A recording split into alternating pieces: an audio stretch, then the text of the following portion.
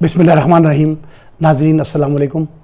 मैं हूं आपका मेज़बान नईम मुस्तफ़ा और आप देख रहे हैं हमारा यूट्यूब चैनल मूव पाकिस्तान।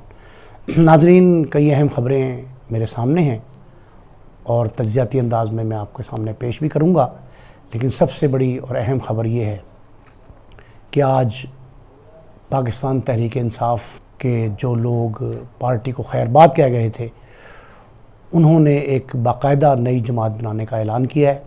अगर हमारा गुज़श्ता माह का वीलॉग आपको याद हो तो हमने इसमें अर्ज़ किया था कि पीटीआई की कोख से एक नई पार्टी जन्म लेने वाली है। आज उस पार्टी ने जन्म लिया है।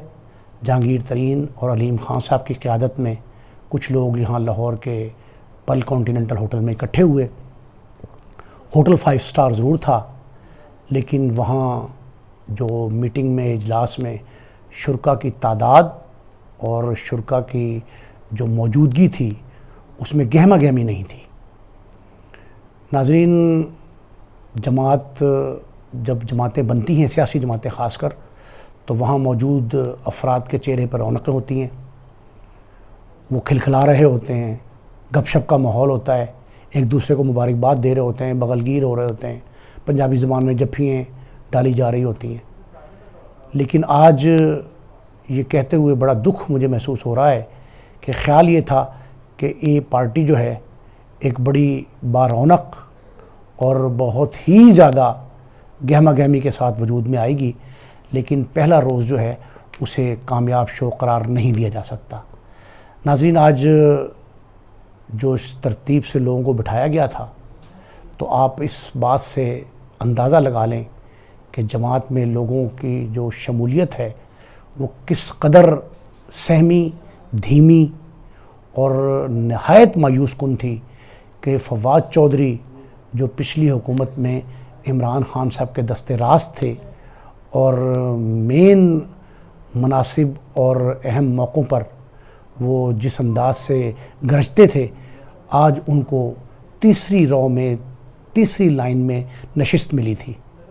इंतहाई खामोश रहे, मीडिया से गुफ्तगू भी नहीं की। हाँ नाज़रीन, एक और बड़ी अहम बात है, अगरचे मीडिया ने इसको बड़ी अहमियत दी। आज ज़ाहिर है ये जो इस्तेहकाम पाकिस्तान पार्टी IPP, जिस तरह के वो मुआहदे थे हमारे तवानाई के IPP से, बिजली के जो मुआहदे थे, उस तर्ज की जमात ने जब जन्म लिया है, तो आज फवाद चौधरी साहब उस बैठक की तीसरी नशिस्त में, यानी तीसरी रॉ में एक दरमियानी नशिस्त थी, वहाँ तशरीफ़ फरमा थे।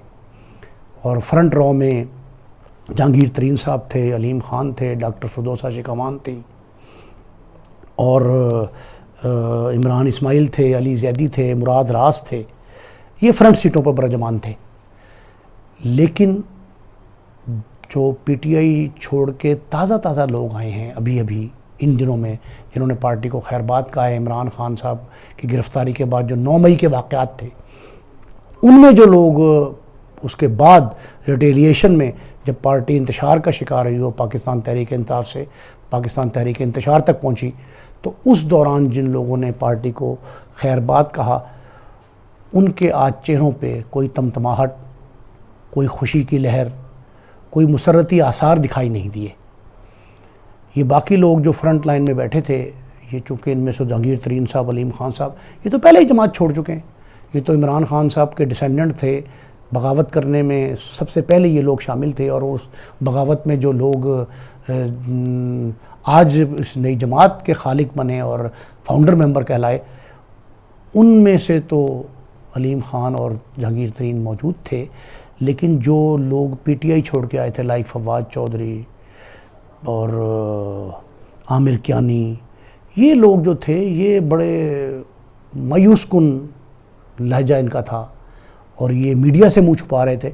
एक अजीब बात मैं आपको बताऊं कि मीडिया की तादाद इन शुरका की तादाद से ज़्यादा थी। जो मीडिया से मुंसलिक अफराद थे, ज़ाहिर है आजकल तो पूरा क्रू होता है, उस क्रू के लोग जो अंदर मौजूद थे हॉल में, वो शुरका की तादाद से ज़्यादा थे। एक दूसरा ये है कि ज़्यादा गहमा गहमी मीडिया की दिखने में आ रही थी और इस पार्टी के सरकर्दा अफराद जो हैं, उनके पास शायद इतनी जो है उजलत में काम किया गया है या करवाया गया है, जो मर्जी के नाम दें, तो इनके मामलात जो हैं थोड़े से ज़रा पजमर्दा थे। एक बात और बड़ी ज़रूरी है کہ جب فواد چوہدری سے 2-3 مرتبہ میڈیا نے کوشش کی کہ گفتگو کریں، فواد چوہدری صاحب بات ٹال گئے اور گفتگو نہیں کی۔ ڈاکٹر فردوس حاجی کمان بولتی رہی، وہ تو خاصی ووکل خاتون ہیں، اور وہ چونکہ عمران خان صاحب سے وہ بھی کافی عرصے سے جو ہے نا وہ روپوش نہیں تھیں، بلکہ تھوڑی سی منظر سے، جو سیاسی منظر تھا پی ٹی آئی کا، اس سے غائب تھیں۔ تو ان کو بھی آپ یہ نہیں کہہ سکتے، انہوں نے اعلان تو بھی کیا ہے لیکن وہ کافی عرصے سے جو ہے نا پارٹی سے ناراض دکھائی دے رہی تھیں۔ سیالکوٹ کی اپنی سیاست بھی ان کی تھی، اس میں بھی معاملات چل رہے تھے، لیکن وہ آج بولتی نہیں، اور انہوں نے میڈیا کو فیس بھی کیا، اور اب بطور سیکرٹری اطلاعات جو ہے وہ ایکٹ بھی کرتی دکھائی دی۔ تو وہ پارٹی کی اسپوکس پرسن کے طور پہ جو ہے وہ سامنے آئیں۔ جہانگیر ترین علیم خان جو ہیں وہ تو باقاعدہ فاؤنڈر تھے، اور وہ میرا خیال ہے کہ یہ جو آج شو تھا، اس شو کی شاید پلاننگ انہوں نے 5-6 ماہ پہلے کی تھی، لگ یہ رہا تھا، وہ تیاری میں تھے۔ 3 رنگ کا جو جھنڈا ہے اس میں سبز رنگ بھی موجود ہے، سرخ بھی ہے، سفید بھی ہے۔ یہ ترنگا اسے بھارتی زبان میں کہتے ہیں، 3 رنگ کا یہ ترنگا جو ہے، اس ترنگے میں ناظرین انہوں نے میرا خیال ہے کہ پیپلز پارٹی کا سرخ، ANP کا وہ رنگ بھی استعمال کر لیا، مسلم لیگ نون کا گرین بھی آ گیا، PTI کا کلر بھی آ گیا، اقلیتوں کو بھی نامزدگی دے دی۔ تو یہ جو ہے اس میں معاملات ترنگے کے جو ہیں وہ خاصا بہار دکھائی دی، اور جھنڈا خوبصورت بنایا، پرچموں کے جو ہے نا وہ نمائش کی گئی۔ لیکن ناظرین سب سے اہم بات یہ ہے کہ آج اس پارٹی کا جو روز اول تھا، جو روز قیام تھا، وہ انہوں نے وہ سرگرمی دیکھنے کو نہیں ملی جو لوگ توقع کر رہے تھے، اور خیال یہ تھا کہ شاید پارٹی کی جو تشکیل ہے اور اس کی اناؤنسمنٹ جو ہے وہ بڑے پیمانے پہ بڑے جوش و خروش کے ساتھ ہوگی۔ وہ جوش و خروش دکھائی نہیں دیا، اسی لیے میں نے یہ عرض کیا ہے کہ اسے آپ کامیاب شو نہیں کہہ سکتے۔ دوسری اہم خبر عمران خان صاحب کی، وہ نیب کے پاس پیش ہوئے ہیں، اور تعدم گفتگو، جب میں آپ سے گفتگو کر رہا ہوں آپ سن رہے ہوں گے، تو اس وقت تک جو ہے عمران خان صاحب بھی وہیں موجود ہیں، کوئی فیصلہ نہیں ہوا۔ میں نے خاصا انتظار کیا کہ شاید اس حوالے سے کہ ان کا عمران نے خدشہ ظاہر کیا تھا کہ جی مجھے گرفتار کر لیا جائے گا، تو ان کی گرفتاری بڑی خبر ہوتی، لیکن ابھی تک عمران صاحب وہیں تشریف فرمائیں، پتہ نہیں کیا ہوتا ہے، اس بارے میں کچھ نہیں کہا جا سکتا۔ تیسری اہم خبر ناظرین میرے پاس یہ ہے کہ کل وفاقی بجٹ پیش ہو رہا ہے۔ آج اس کا اقتصادی سروے جو ہے، وہ اقتصادی سروے کی بک جو ہے، اس کی جو بڑی ڈیٹیلز ہیں، وہ اسحاق ڈار صاحب وزیر خزانہ اور ان کی جو معاشی ٹیم ہے اس نے پرائم منسٹر میاں شہباز شریف صاحب کو پیش کی ہیں۔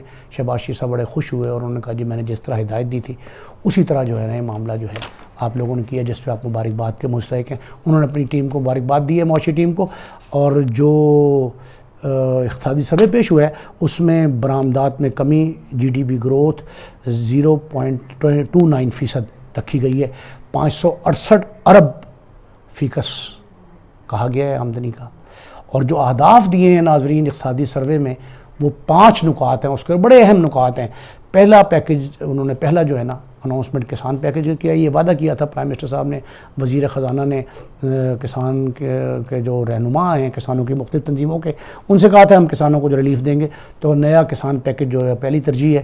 دوسری ترجیح صنعتوں اور IT کی ترقی ہے۔